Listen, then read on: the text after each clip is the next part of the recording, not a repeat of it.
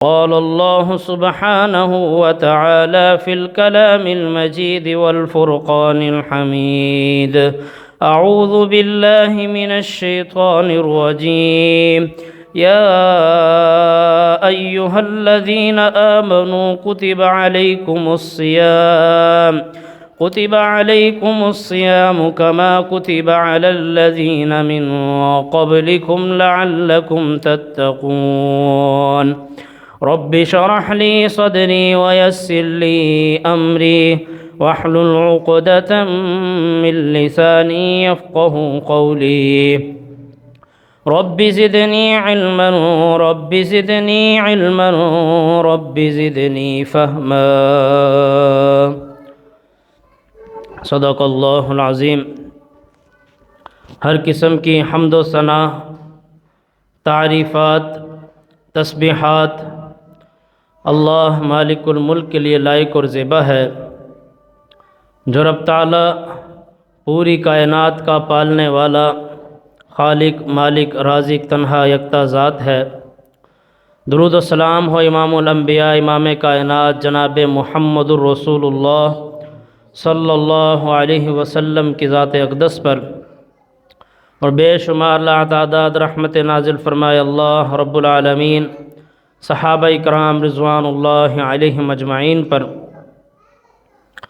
محترم بھائیو، جیسا کہ آپ جانتے ہیں کہ الحمدللہ رمضان المبارک کی آمد ہے۔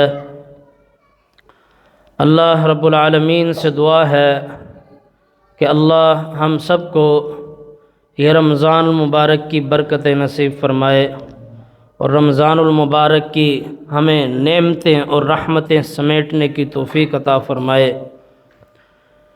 یقیناً رمضان المبارک تمام مہینوں میں سب سے بہترین، سب سے افضل، سب سے اعلیٰ مرتبہ رکھنے والا مہینہ ہے، رحمتوں کے لحاظ سے بھی، برکتوں کے لحاظ سے بھی، نعمتوں کے لحاظ سے بھی۔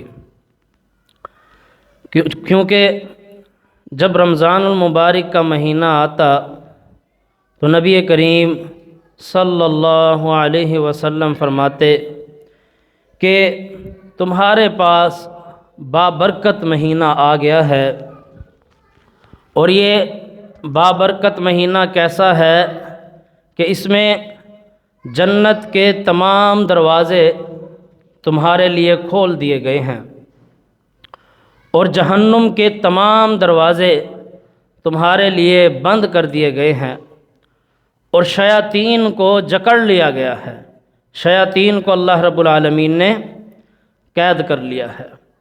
تو اس سے بہترین وقت اللہ کو منانے کا اور کوئی نہیں ہو سکتا۔ اسی طرح ایک مرتبہ جبرائیل علیہ السلام آئے محمد الرسول اللہ صلی اللہ علیہ وسلم کے پاس۔ اس وقت محمد الرسول اللہ صلی اللہ علیہ وسلم ممبر کی سیڑھیاں چڑھ رہے تھے۔ آپ صلی اللہ علیہ وسلم نے ممبر کی سیڑھی پر قدم رکھتے ہوئے فرمایا آمین، دوسری سیڑھی پر قدم رکھا، پھر فرمایا آمین، پھر تیسری سیڑھی پر قدم رکھا، پھر فرمایا آمین۔ تو صحابہ اکرام رضوان اللہ علیہم اجمعین نے پوچھا اے اللہ کے رسول صلی اللہ علیہ وسلم، اس کی کیا وجہ ہے؟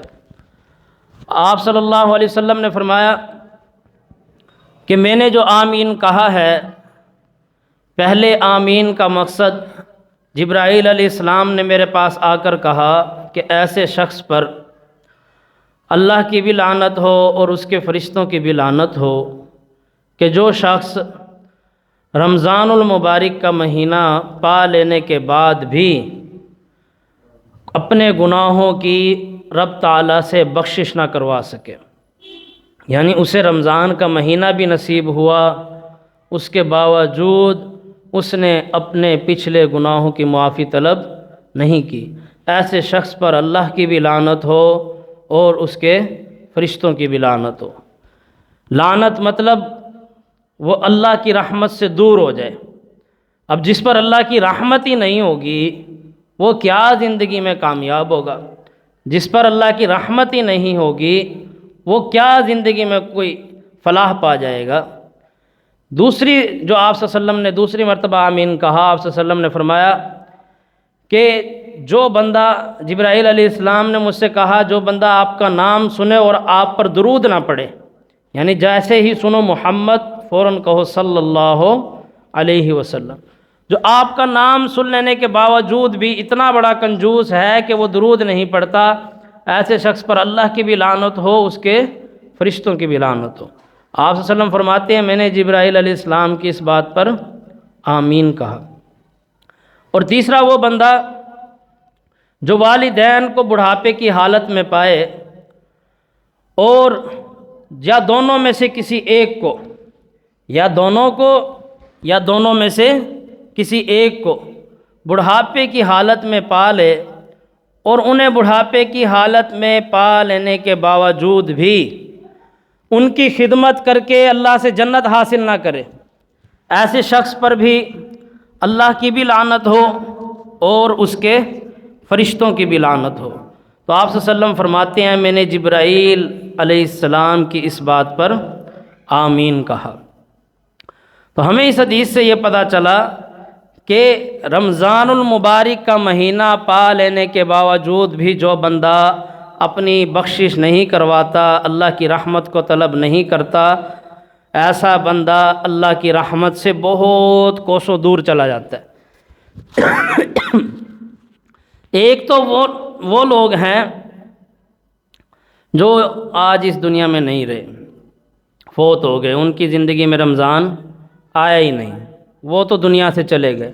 لیکن اس سے بڑا بدبخت شخص وہ ہے جسے رمضان مل گیا، اس کے باوجود بھی وہ رمضان میں اللہ کی عبادت کر کے اپنے گناہوں کی بخشش طلب نہیں کرتا، وہ زیادہ بڑا بدبخت ہے۔ جو دنیا سے چلا گیا وہ تو چلا گیا، اس کے تو نصیب میں ہی نہیں آیا۔ بڑا بدبخت انسان وہ ہے جو رمضان پا بھی لے اس کے باوجود بھی وہ ڈھیل کر جائے، سستی دکھائے، جبکہ اللہ کی رحمتیں اپنے عروج پر ہوں۔ پھر اسی طرح جو صحابہ اکرام رضوان اللہ علیہم اجمعین کا ہمیں عمل ملتا ہے، صحابہ اکرام رضوان اللہ علیہم اجمعین اور ہمارے اسلاف رمضان المبارک کے آنے سے پہلے ہی اس کی تیاریاں شروع کر دیتے تھے کہ ابھی رمضان آیا نہیں ہے، اس سے پہلے ہی اپنے کاموں کو سمیٹ لینا۔ اور ہمارے جو اسلاف ہیں وہ 6 مہینے پہلے رمضان المبارک کی تیاری شروع کر دیتے کہ اب رمضان آنے والا ہے، لہٰذا ہمیں زیادہ سے زیادہ اللہ کی عبادت کرنی ہوگی، قرآن کو وقت دینا ہوگا۔ اگر اب بھی ہم نے اپنے رب کو نہ بنایا تو ہم سے بڑا تو کوئی بدبخت نہیں ہے۔ پھر صحابہ اکرام رضوان اللہ علیہم اجمعین اللہ رب العالمین سے دعائیں مانگتے کہ اے اللہ ہمیں یہ رمضان المبارک کا مہینہ نصیب فرما دے، یہ ہمارے حصے میں آ جائے۔ اور رمضان المبارک کا مہینہ پا لینے کے بعد کرنا کیا ہے کہ ہم نے سب سے پہلے اپنے فرض روزوں کا خیال رکھنا ہے، جو روزے ہم پر فرض کیے گئے ہیں۔ جو آیت آپ کے سامنے میں نے رکھی ہے کہ اللہ رب العالمین فرماتے ہیں یا ایھا الذین آمنوا، اے لوگو جو ایمان لائے ہو، کتب علیکم الصیام، تم پر روزے فرض کر دیے گئے ہیں، کما کتب علی الذین من قبلکم، جیسا کہ ان لوگوں پر فرض کیے گئے تھے جو تم سے پہلے تھے، لعلکم تتقون، تاکہ تم متقی بن جاؤ، پرہیزگار بن جاؤ۔ اب روزہ رکھنے کا مقصد اللہ رب العالمین نے جو ہمیں بتایا ہے وہ تقویٰ ہے، پرہیزگاری ہے، اللہ سے ڈرنا ہے۔ روزے کا مطلب ہی ہے جل جانا، یعنی کہ روزہ انسان کے گناہوں کو جلا کے رکھ دیتا ہے، ختم کر دیتا ہے، روزے میں اتنی طاقت ہے۔ تو رمضان المبارک میں روزے رکھنے کا مقصد ہے تقویٰ، پرہیزگاری۔ تقویٰ اور پرہیزگاری تب تک نہیں آئے گی جب تک ہمارے دل نرم نہیں ہوں گے، جیسا کہ ہم پچھلے 2 جمعے سن چکے ہیں کہ اگر دلوں کی سختی ہو تو کوئی عمل بھی انسان کو فائدہ نہیں دیتا۔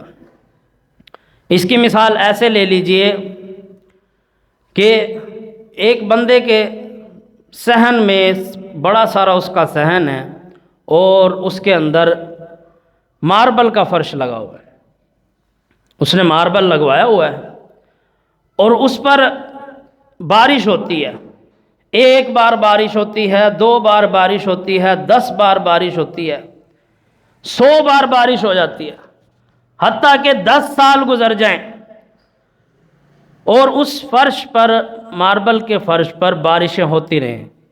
کیا خیال ہے وہاں کوئی کھیتی باڑی اگ جائے گی؟ وہاں کوئی فصل اگ جائے گی؟ بارش بھی ہو رہی ہے، پانی بھی گر رہا ہے، لیکن اس فرش کو کوئی فرق پڑ رہا نہیں۔ اس کی کیا وجہ ہے؟ فرش کو کوئی فرق کیوں نہیں پڑ رہا؟ کیونکہ وہ بالکل سخت ہے، اتنا سخت ہے کہ جب اس پر بارش گرتی ہے تو وہ بارش تھمتی نہیں، وہ پانی بہہ کر چلا جاتا ہے، وہ اس فرش میں جذب نہیں ہوتا۔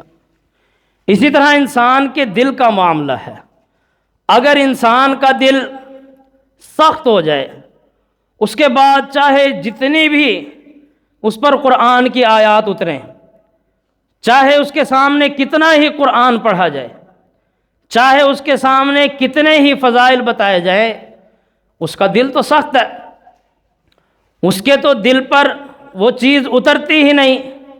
کیونکہ دل سخت ہو چکے ہیں، اور دل سخت ہوتے ہیں کثرت سے گناہ کرنے کی وجہ سے۔ جب انسان معافی طلب نہیں کرتا، توبہ استغفار نہیں کرتا، تو اس کا دل سخت ہو جاتا ہے، اللہ رب العالمین اسے ڈھیل دیتے جاتے ہیں اور وہ یہ سمجھتا ہے کہ میرا رب مجھ سے راضی ہے، جبکہ اس کے گناہوں کی کثرت کی وجہ سے اس کا دل کالا ہو چکا ہوتا ہے۔ تو سب سے پہلا جو کام ہم نے کرنا ہے، جس سے ہمیں یہ چیز حاصل ہوگی رمضان میں، تقوی پرہیزگاری، وہ حاصل ہوگی اپنے دلوں کو نرم کرنے سے۔ ورنہ آج میں جتنے بھی اعمال بتلا دوں اس کا کوئی فرق پڑنے والا نہیں، لوگوں روٹین سنیں گے، اس کے بعد سائڈ پہ ہو جائیں گے۔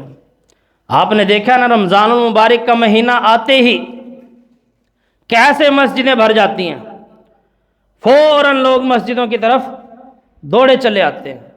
وہ ایک رمضان کی رحمت ہوتی ہے، وہ ایک رمضان کی برکت ہوتی ہے، لیکن جیسے ہی تھوڑے سے دن گزرتے ہیں 2-4، پھر وہ جو دل کی سختی ہے وہ غالب آ جاتی ہے، پھر جو نصیحت ہے وہ اثر کرنا بند کر دیتی ہے۔ کیونکہ ہم نے اپنے دلوں کو نرم نہیں رکھا۔ امام بخاری رحمہ اللہ نے باقاعدہ ایک باب قائم کیا ہے، باب کہتے ہیں چیپٹر، یعنی ایک باقاعدہ چیپٹر قائم کیا ہے، جس کا باب کا نام ہی انہوں نے یہ رکھا ہے، چیپٹر کا نام دلوں کو نرم کرنے والی باتوں کا بیان۔ یعنی وہ احادیث محمد الرسول اللہ صلی اللہ علیہ وسلم کی کہ جو پڑھنے کے بعد انسان کا دل نرم ہو جاتا ہے۔ اصل میں دل کا نرم ہونا بے حد ضروری ہے، ورنہ ہمارے اوپر قرآن کبھی بھی اثر نہیں کرے گا۔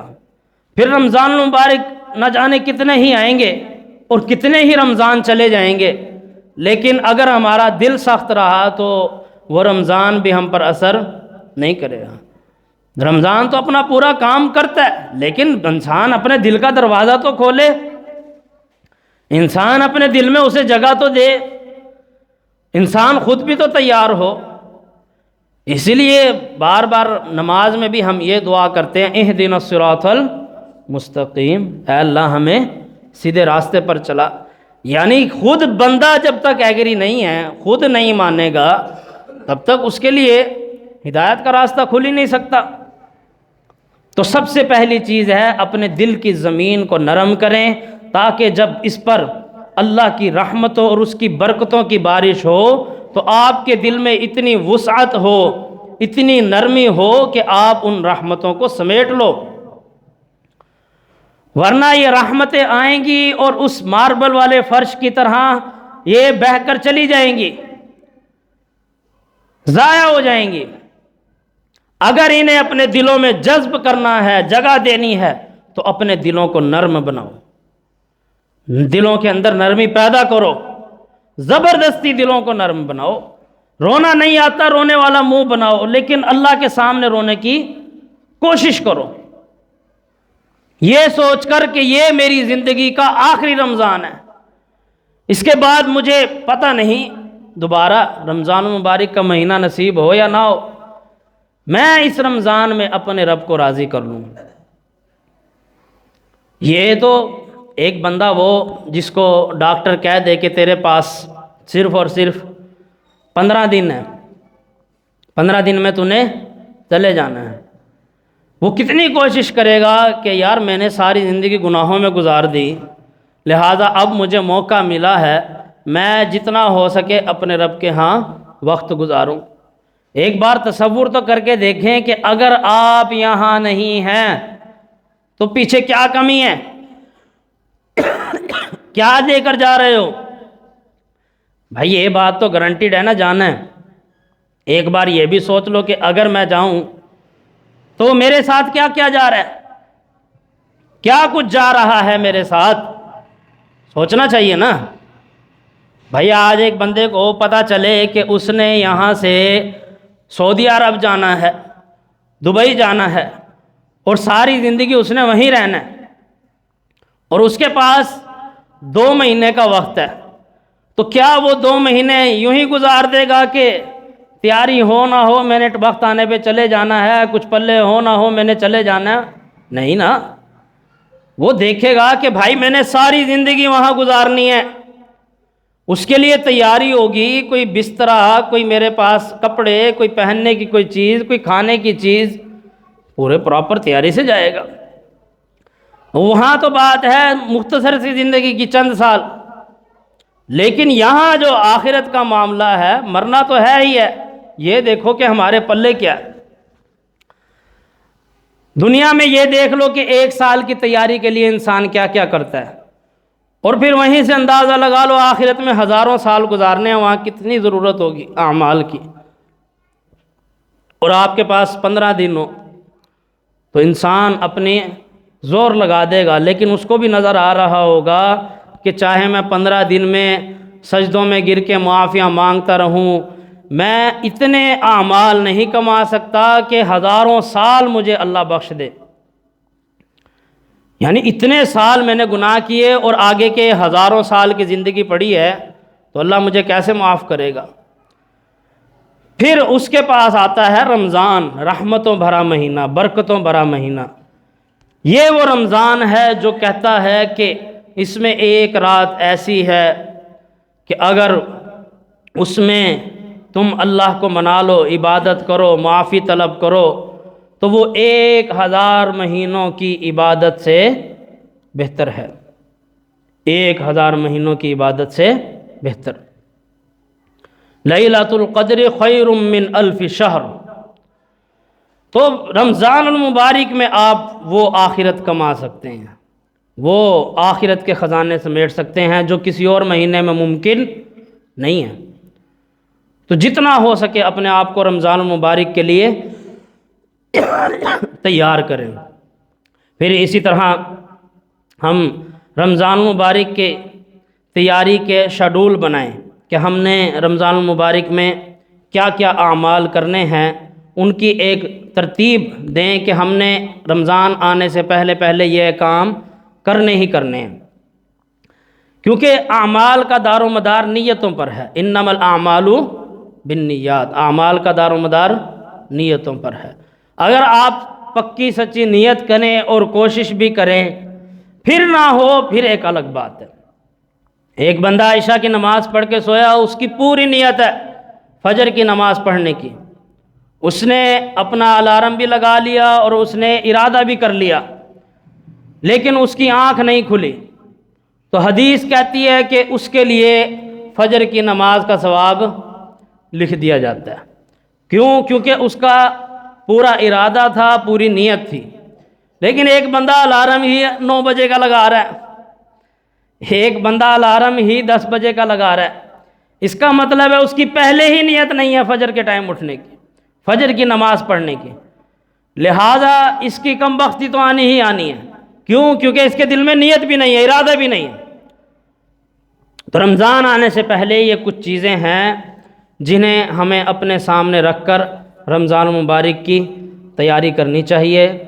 آپ صلی اللہ علیہ وسلم نے فرمایا، من صام رمضان ایمانا و احتسابا غفر له ما تقدم من ذنبه، جس کی زندگی میں رمضان آیا اور اس نے سچی نیت کے ساتھ اور ایمان کے ساتھ رمضان المبارک کے روزے رکھے، غفر له ما تقدم من ذنبه، اللہ رب العالمین اس کے تمام پچھلے گناہوں کو معاف فرما دے گا۔ یہ اللہ کی رحمت ہے، کہاں ایک مہینہ اور کہاں پوری زندگی کے گناہ، تو اس سے بڑا پیکیج اور کیا ہوگا۔ تو ہمیں رمضان المبارک کی تیاری کے لیے سب سے پہلا جو کام کرنا ہے وہ ہے اپنے آپ کو بدلیں، اپنے آپ کو کوشش کریں بدلنے کی کہ اس رمضان المبارک میں میں نے خود کو بدلنا ہے، ڈھالنا ہے، اور صرف رمضان کے 4-5 دن کا جوش نہیں، بلکہ یہ رمضان آتا ہے ہماری ٹریننگ کے لیے، ہماری سروس کے لیے۔ بھائی جیسے گاڑی چلتی رہے 1 سال تک آپ اس کو بغیر موبائل کے، بغیر ٹیوننگ کے چلاتے چلے جائیں، پھر کیا حال ہوگا اس کا؟ پھر اس کو ٹیوننگ کی ضرورت ہوگی، اور ٹیوننگ جتنی اچھی ہوگی آگے وہ پھر اتنی اچھی گاڑی چلتی چلی جائے گی۔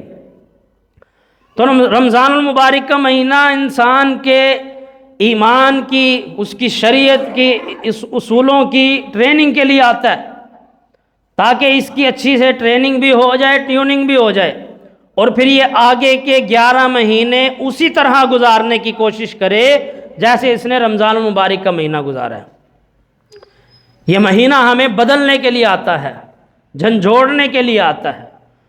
تو رمضان المبارک میں سب سے پہلی آپ یہ نیت کریں کہ میں نے انشاءاللہ اس رمضان اپنے آپ کو بدلنا ہے، خود کو تبدیل کرنا ہے، اور میں نے دیکھنا ہے کہ میرے کون سے اعمال صحیح ہیں، کون سے غلط ہیں۔ سب سے پہلے اس چیز کو ٹھیک کرنا ہے۔ تو انشاءاللہ ارادہ ہے نا سب کا بدلنے کا۔ جب تک انسان خود کو نہیں بدلتا اسے کوئی نہیں بدل سکتا۔ خود جب تک نیت نہیں ہوگی نا، چاہے پوری دنیا مل کر ایڑی چوٹی کا زور لگا لے، وہ بندہ بدل سکتا نہیں۔ اور جو بدل جائے، دین اسلام کی طرف آ جائے، اور چاہے اسے پوری کائنات ہٹانا چاہے اسے ہٹا سکتی نہیں، پھر چاہے اسے جیلوں میں ڈال دو۔ ایک بدبخت انسان ہے، گناہ گار انسان ہے، آپ اس کی چترول لگا دو، آپ اسے تھانے میں جمع کروا دو، آپ اسے سلاخوں کے پیچھے ڈال دو، آپ جو مرضی اس کے ساتھ کر لو، وہ مجبور ہو کر یہ تو کر سکتا ہے کہ دکھاوے کے لیے نماز پڑھ لے گا، تنگ آ کر یہ تو کر سکتا ہے دکھاوے کے لیے قرآن پڑھ لے گا کہ میری سزا میں کمی ہو جائے، لیکن آپ اس کا دل بدل دو، یہ ہو سکتا نہیں۔ یہ دل بدلتے ہیں اللہ کے خوف سے، اللہ کے ڈر سے۔ اگر یہ دل سخت ہو جائیں فَهِيَ كَالْحِجَارَةِ أَوْ أَشَدُّ قَسْوَةً، اللہ کہتا ہے یہ پہاڑوں سے بھی زیادہ سخت ہو جاتے ہیں۔ وَإِنَّ مِنَ الْحِجَارَةِ لَمَا يَتَفَجَّرُ مِنْهُ الْأَنْهَارُ، پہاڑ بھی پھر اللہ کہتا ہے اتنے سخت نہیں ہوتے، ان سے پانی پھوٹ پڑتا ہے۔ یہ دل جب سخت ہو جائے تو اس کو دنیا کی کوئی سختی بدل سکتی نہیں، پھر چاہے جتنا مرضی توڑو مارو، وہ مر جائے گا لیکن دل بدلے گا نہیں۔ لوگ آج بھی ہمیں مشورے دے رہے ہوتے ہیں، قاری صاحب سختی کیا کریں، سختی کیا کریں۔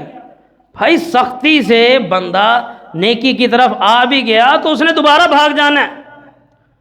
اور قرآن میں محمد الرسول اللہ صلی اللہ علیہ وسلم سے کہا گیا کہ اگر آپ ان کے ساتھ نرمی سے پیش نہ آتے، سخت ہو جاتے، تو یہ آپ کو چھوڑ کے کب کے بھاگ جاتے۔ تو نرمی بے حد ضروری ہے، اور دلوں میں بھی ہم نے آگے نرمی پیدا کرنی ہے۔ تو سب سے پہلی چیز ہے اپنے آپ کو بدلیں، اپنے دلوں کو بدلیں، اپنے دلوں کو نرمی کی طرف لے کر آئیں۔ جب تک دل نرم نہیں ہوگا چاہے اللہ کی رحمتیں جتنی بھی نازل ہوتی رہیں، جب فرش ہی پتھر کا ڈلا ہوا ہے، پھر بارشیں ہوتی رہیں، پھر فصلیں اگیں گی نہیں، تو سب سے پہلے خود کو بدلیں۔ دوسری چیز، ابھی سے اپنی فرض نمازیں اور اپنی نفل نمازوں کا خیال کرنا شروع کریں۔ ابھی سے اپنے فرائض بھی پورے کریں، فرض نمازیں جتنی بھی ہیں ابھی سے باجماعت پڑھنا شروع کریں۔ یہ نہ ہو کہ رمضان کا مہینہ شروع ہوا، جیسے 2-3 دن کا جوش آیا، پھر نماز کے لیے آئے اور پھر واپس بھاگ گئے۔ اس سے بہتر ہے ابھی سے ٹریننگ ہو کہ اپنی فرض نمازوں کو ابھی سے پابندی سے ادا کرنا شروع کریں، اور اپنی نفلی نمازوں کو بھی ابھی سے پورا کرنا شروع کریں۔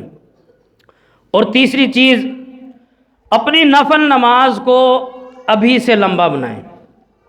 یعنی ایک تو فرض نماز ہے جو باجماعت پڑھنی ہے، اس میں تو امام جو ہے نماز پڑھانے والا وہ پابند ہوتا ہے کہ وہ زیادہ لمبی نماز پڑھا سکتا نہیں، اس نے خیال کرنا ہے، وہ شریعت کا پابند ہے۔ شریعت اسے کہتی ہے کہ تو نے یہ دیکھ کر چلنا ہے، تیرے پیچھے ایک بوڑھا بھی کھڑا ہے، بزرگ بھی ہے، ایک جوان بھی ہے، ایک بچہ بھی ہے، لہذا سب کو مد نظر رکھتے ہوئے اس نے نماز پڑھانی ہے کہ کسی کے اوپر بوجھ نہ آئے۔ لیکن جو نفلی نماز ہے، نفلی نماز آپ جتنی لمبی ہو سکے اتنی لمبی پڑھیں۔ حضرت عائشہ رضی اللہ تعالیٰ عنہ فرماتی ہیں کہ نبی کریم صلی اللہ علیہ وسلم کے نماز کا بیان کرتے ہوئے کہ آپ صلی اللہ علیہ وسلم جب قیام میں کھڑے ہوتے، آپ صلی اللہ علیہ وسلم کا قیام اتنا لمبا ہو جاتا کہ ہم سمجھتے کہ آپ صلی اللہ علیہ وسلم رکوع میں جانا بھول گئے ہیں۔ یہ حدیث کے الفاظ ہیں۔ پھر جب آپ صلی اللہ علیہ وسلم رکوع میں جاتے تو آپ صلی اللہ علیہ وسلم اتنا لمبا رکوع کرتے کہ ہمیں لگتا کہ آپ صلی اللہ علیہ وسلم رکوع سے اٹھنا بھول گئے ہیں۔ یہ آپ صلی اللہ علیہ وسلم کی نماز تھی۔ اور آج کیا ہمارا حال ہے نمازوں کا دیکھ لو، بس ایک قرض اتارتے ہیں اپنے کندھوں پہ، جیسے کوئی بس قرض اتارنا تھا، فرض آئے پڑھے، جیسے کوئی قرض اتارا اور بھاگ گئے، 4 ٹھونگے ماری اور پتلی گلی سے نکل لیے، چل بھائی۔ اور بھی دکھ ہیں زمانے میں محبت کے سوا، راحتیں اور بھی ہیں وصل کی راحت کے سوا۔ تو وہ کہتے ہیں کہ بس یہ نماز کی 4 ٹھونگے مارو اور پھر چلتے بنو، اور بڑے کام پڑے ہیں۔ نہیں میرے بھائیو، اپنی نمازوں کے اندر ٹھہراؤ لے کر آؤ۔ ایک بندہ نماز پڑھ رہا تھا، اس نے نماز پڑھی، آپ صلی اللہ علیہ وسلم نے کہا دوبارہ نماز پڑھ، اس نے پھر نماز دہرائی، آپ صلی اللہ علیہ وسلم نے پھر اسے کہا پھر پڑھ، اس نے پھر نماز دہرائی، آپ صلی اللہ علیہ وسلم نے فرمایا پھر پڑھ۔ اس نے کہا اللہ کے رسول صلی اللہ علیہ وسلم مجھے میری غلطی تو بتا دیں، میری اصلاح فرما دیں تاکہ میں وہ غلطی دور کر لوں۔ آپ صلی اللہ علیہ وسلم نے فرمایا کہ ٹھہر کے نماز ادا کر، تیرے قیام میں، تیرے رکوع میں، سجدوں میں ٹھہراؤ۔ نبی کریم صلی اللہ علیہ وسلم کے بارے میں حدیث میں آتا ہے آپ صلی اللہ علیہ وسلم قیام کرتے، جب کھڑے ہوتے اور اتنا دیر کھڑے رہتے حتیٰ کہ ہر جوڑ اپنی جگہ پر آ جاتا۔ پھر رکوع کے بارے میں یہی فرمایا، رکوع کرتے، اتنا لمبا رکوع کرتے کہ ہر جوڑ اپنی جگہ پر آ جاتا۔ پھر سجدہ کرتے، اتنا لمبا سجدہ کرتے کہ ہر جوڑ اپنی جگہ پر ٹھہر جاتا۔ یہ انداز ہیں نماز ادا کرنے کے، کبھی اس انداز میں نماز پڑھ کے دیکھو۔ تو یہ چیز ہے تیسری کہ اپنی نفلی نمازوں کو لمبا کریں۔ وہ جو آپ نے سورتیں ہیں، سورۃ البقرہ، سورۃ آل عمران، سورۃ واقعہ، سورۃ رحمان، سورۃ حدید، یہ جو بڑی صورتیں ہیں، یہ اگر رمضان میں بھی نہیں پڑھنی، نفلی نمازوں میں بھی نہیں پڑھنی، تو پھر کب وقت آئے گا ان کا؟ پھر کب ان کے لیے وقت نکلے گا کہ ہم ان صورتوں کو اٹھا کر پڑھیں گے کہ دیکھیں گے اللہ ہم سے کیا کہہ رہا ہے؟ اس وقت جب سانس گلے میں اٹک جائے گی، پھر کہیں گے مولوی صاحب کو بلاؤ جی، وہ ان کو بلاؤ جلدی جلدی، وہ آ کر سورہ یاسین پڑھیں۔ اب آ کر بھی مولوی یاسین پڑھے گا، اس نے جو اتنی لمبی زندگی گزاری ہے اس کی یاسین کہاں گئی؟ تو یہ ان صورتوں کا، لمبی صورتوں کا وقت کب آئے گا؟ یہ صورت محمد الرسول اللہ صلی اللہ علیہ وسلم پڑھا کرتے تھے۔ جبرائیل علیہ السلام آپ صلی اللہ علیہ وسلم کے پاس ہر رمضان آتے اور پورے قرآن کا دورہ کرواتے۔ تو اپنی نفلی نمازوں کو لمبا کریں اور دعاؤں کی فہرست بنائیں۔ جتنی بھی دعائیں ہیں، خاص کر صبح شام کے اذکار ہیں، ان کی فہرست بنائیں کہ میں نے اس ٹائم صبح کے اذکار پڑھنے ہیں، اس ٹائم شام کے اذکار پڑھنے ہیں۔ یاد رکھیں یہ رمضان کا مہینہ ہے جس میں ابھی آپ اپنے آپ کو بدل سکتے ہیں، ابھی ٹرن لینے کا راستہ موجود ہے۔ اگر ہم کہیں کہ ہم رمضان میں بھی نہیں بدلتے تو پھر اللہ کی قسم اور کوئی وقت نہیں ہے۔ آپ صلی اللہ علیہ وسلم نے فرمایا، جبرائیل علیہ السلام کی بات پر آمین کہتے ہوئے جبرائیل علیہ السلام نے کیا کہا آپ صلی اللہ علیہ وسلم سے کہ ایسے شخص پر اللہ کی لعنت ہو جو رمضان المبارک کا مہینہ پا لینے کے بعد بھی اللہ سے اپنے گناہوں کی بخشش نہ کروا سکے۔ تو یہ سب سے بہترین پیکیج ہے رمضان کا مہینہ اپنے آپ کو بدلنے کا۔ تو دعاؤں کی فہرست بنائیں۔ صبح اٹھنے کی دعا الحمدللہ الذی احیانا بعد ما اماتنا والیہ النشور، اور پھر صبح فجر کی نماز کے بعد کی دعائیں، فجر کے بعد کے اذکار، اور پھر شام کے اذکار، گھر سے نکلنے کی دعائیں۔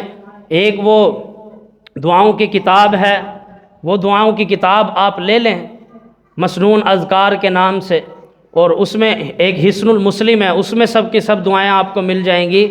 تو یہ دعاؤں کی ابھی سے ترتیب بنائیں اور اپنا ایک عزم کر لیں کہ میں نے پورا مہینہ ان دعاؤں سے پیچھے ہٹنا نہیں۔ جب آپ انشاءاللہ ایک مہینہ مستقل مسلسل ان دعاؤں کے ساتھ گزاریں گے تو آپ کو عادت ہو جائے گی۔ باقی وہ سٹیکر ملتے ہیں دعاؤں کے، آپ وہ دعاؤں کے سٹیکر گھر میں داخل ہونے کی دعا ہے تو گھر کے اوپر لگا دیں، گھر سے نکلنے کی دعا وہ سٹیکر نکلتی ہوئی جگہ پر دروازے کے اوپر لگا دیں۔ اسی طرح واش روم میں داخل ہونے کی دعا اسے باہر دیوار پر اوپر کر کے لگا دیں۔ یعنی جو جس مقام کی دعائیں ہیں وہ دعائیں وہاں لگا دیں۔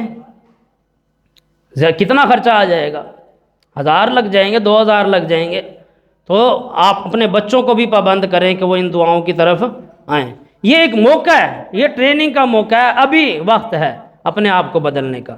تو یہ اپنے دعاؤں کی فہرست بنائیں، اور پھر اس کے بعد ترجمہ اور تفسیر قرآن کلاس، اس کے لیے اپنا وقت نکالیں، جتنا ہو سکے قرآن کو وقت دیں، قرآن کی محفلوں میں بیٹھیں جہاں ترجمہ تفسیر ہو رہی ہو، کیونکہ رمضان المبارک جو بابرکت ہے وہ وجہ اللہ نے جو بتائی ہے وہ بتائی ہی یہی ہے کہ ہم نے اس میں کیا کیا ہے؟ قرآن نازل کیا۔ شہر رمضان الذی انزل فیہ القرآن، ہم نے اس میں کیا کیا ہے؟ قرآن کو نازل کیا۔ ھدی للناس، جو لوگوں کے لیے ہدایت ہے۔ تو یہ ترجمہ قرآن کلاسز ان کو اٹینڈ کریں اور اپنی رمضان میں پوری روٹین رکھیں کہ میں نے ہر روز انشاءاللہ ترجمے کی کلاس، تفسیر کی کلاس اٹینڈ کرنی ہے۔ پھر ہے کم کھانا، کم سونا اور کم باتیں کرنا، یہ 3 چیزیں بھی رکھیں۔ بے فکر رہیں، اگر آپ کے دماغ سے آپ کہو کہ اتنی ساری باتیں ہم یاد کیسے رکھیں گے، یہ انشاءاللہ جیسے جیسے وقت آئے گا آپ کو یہ باتیں یاد آتی جائیں گی۔ سمجھ آ رہی ہے نا؟ اور جیسے کوئی ایک بندہ کسی کو ایڈریس بتاتا ہے، راستہ بتاتا ہے، وہ کہتا ہے یہاں سے سیدھا جانا ہے، ایک وائٹ بورڈ لگا ہوگا وہاں سے رائٹ مڑ جانا، وہاں جاتا رہے گا، وہاں ایک یلو بورڈ ملے گا وہاں سے لیفٹ ہو جانا۔ ہو سکتا ہے شروع میں اسے سمجھ نہ آ رہی ہو، لیکن جب چلنا شروع کرتے ہیں اسے یاد آ جاتا ہے وائٹ بورڈ دیکھ کے کہ میں نے کہاں جانا ہے؟ رائٹ مڑنا ہے۔ یلو بورڈ دیکھ کے یاد آ جاتا ہے لیفٹ مڑنا ہے۔ تو یہ ابھی پریشانی نہیں لینی کہ مجھے یاد کیسے رہے گی۔ باقی یہ ریکارڈنگ ہو رہی ہے، ویڈیو بن رہی ہے، اس کو زیادہ سے زیادہ سنیں، ترتیب میں چیزیں لے کر آئیں، لکھیں، نوٹ کریں۔ تو اگلی چیز جو میں آپ کو بتا رہا ہوں کہ کم سونا، جتنا کم سوئیں گے اتنی زیادہ اللہ کی عبادت کر سکیں گے۔ رمضان المبارک کا مہینہ جاگنے کے لیے آتا ہے، سونے کے لیے نہیں آتا۔ ہاں آپ کو قرآن پڑھتے پڑھتے نیند آ گئی، اب جب نیند آئے گی تو اللہ آپ کا سونا بھی عبادت میں لکھ دے گا کہ یہ قرآن پڑھتے پڑھتے سو گیا، اب اس کا سونا بھی عبادت ہے۔ تو آپ صلی اللہ علیہ وسلم کا فرمان بھی ہے، من قام رمضان ایمانا واحتسابا غفر له ما تقدم من ذنبه، جس نے رمضان مبارک کے مہینے میں قیام کیا اس کے پچھلے تمام گناہ اللہ معاف فرما دے گا۔ یعنی قیام کرنا بھی ضروری ہے۔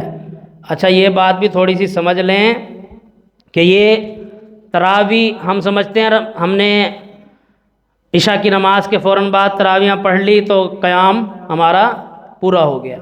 صحابہ اکرام رضوان اللہ مجمعین کی یہ روٹین نہیں تھی۔ سنت یہ ہے کہ آپ نے راتوں کو جاگنا ہے، اللہ کی جتنی ہو سکے اتنی عبادت کرنی ہے۔ آپ تراویحاں پڑھ لیں، وطر کو چھوڑ دیں، اور رات جب تک آپ کے اندر ہمت سکت ہے اپنی نفلی نماز پڑھتے رہیں، اور پھر رات کے آخر میں جا کر آپ وطر پڑھ لیں۔ یہ تو حضرت عمر بن خطاب رضی اللہ عنہ نے، لوگ جب بکھرے ہوئے تھے انہیں اکٹھا کر کے ایک جماعت بنا دی کہ یہ سب ایک جگہ اکٹھے ہو جائیں اور عشاء کے متصل اسے تراویح کو کر دیا جائے۔ اس کا مقصد یہ نہیں تھا کہ تراویح پڑھی اور ختم، عبادت نہیں، بلکہ تراویح آپ نے پڑھ لی وہ سنت ہے۔ اس کے بعد قیام ہے، پوری رات آپ کھڑے ہو سکتے ہیں، عبادات کر سکتے ہیں۔ اپنے آپ کو عبادتوں میں یہ تھکانے کا مہینہ ہے، عبادات میں خود کو تھکائیں۔ تو کم سونا، اسی طرح کم کھانا۔ اب لوگ رمضان المبارک کے آخر میں نا بجائے کم ہونے کے، بجائے کمزور ہونے کے، ہمیں کیا نظر آتے ہیں؟ اچھے خاصے موٹے تازے۔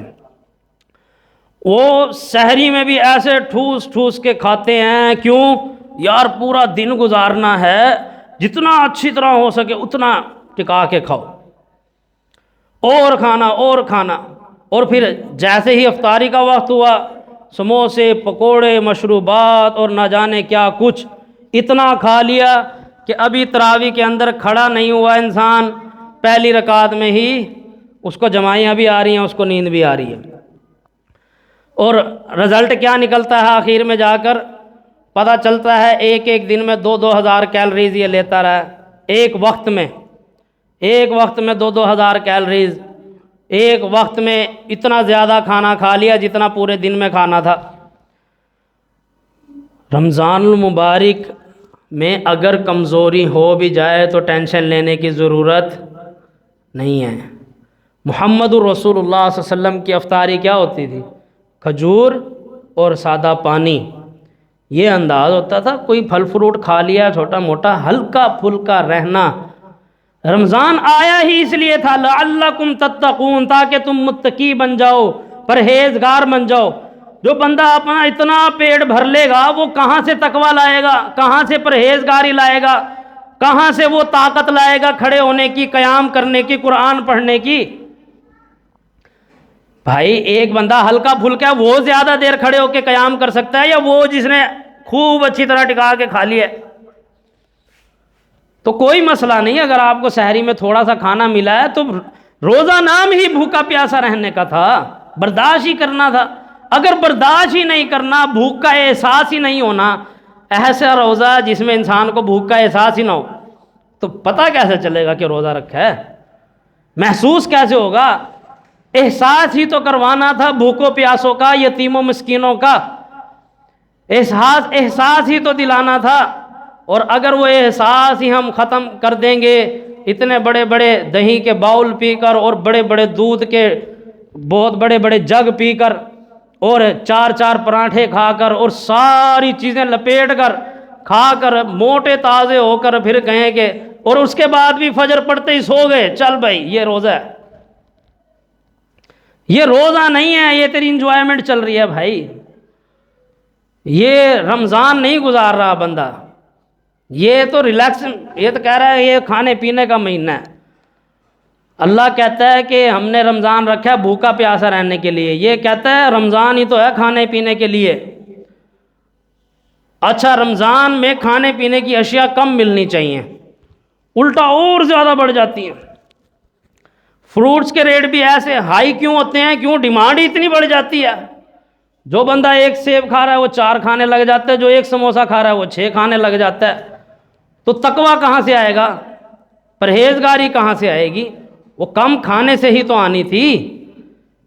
ایک صحابی آیا آپ صلی اللہ علیہ وسلم کے پاس، بھوکے نڈھال اے اللہ کے رسول صلی اللہ علیہ وسلم بہت زیادہ بھوکا ہوں، ایسے پیٹ سے کپڑا اٹھا کے پتھر دکھایا اس نے کہ میں نے اپنے پیٹ پہ پتھر باندھا ہوا ہے۔ یہ ہیں جنتی لوگ۔ بھائی جب تک آپ کا پیٹ اس میں آگ نہیں لگے گی، بھوک کا احساس نہیں ہوگا، آپ کو دنیا فانی کیسے نظر آئے گی؟ دنیا تو آپ کو آسائشوں سے بھری ہوئی دکھے گی، قبر کا احساس کیسے ہوگا جب پیٹ خالی نہیں ہوگا؟ اچھا، جیسے اس نے ایک پتھر دکھایا، آپ صلی اللہ علیہ وسلم نے اپنا کپڑا اٹھا کر 2 پتھر دکھا دیے۔ آپ نے کہا تو نے 1 پتھر باندھا ہوا ہے، میں نے 2 پتھر باندھے ہوئے۔ تو خالی پیٹ رہا کرو، بھوک لگنی چاہیے، پیاس لگنی چاہیے۔ روزہ ہوتا ہی اسی لیے ہے کہ بھوک کا احساس ہو۔ وہ اس احساس کو ختم نہیں کرنا، کم سونا ہے، کم کھانا ہے اور کم باتیں کرنی ہیں۔ یہ نہیں کہ روزہ رکھ کے گپ شپ میں لگے ہوئے ہیں اور پورا روزہ ہم نے اسی میں ضائع کر دیا۔ تو باقی چیزیں انشاءاللہ اگلے جمعے میں بیان کریں گے۔ اللہ رب العالمین سے دعا ہے اللہ رب العالمین حق بات کو سمجھ کر مجھے بھی اور آپ بھائیوں کو بھی عمل کرنے کی توفیق عطا فرمائے، غلطیوں کوتاہیوں کو ہمارے دلوں سے معاف فرما دے۔ وآخر دعوانا الحمدللہ رب العالمین۔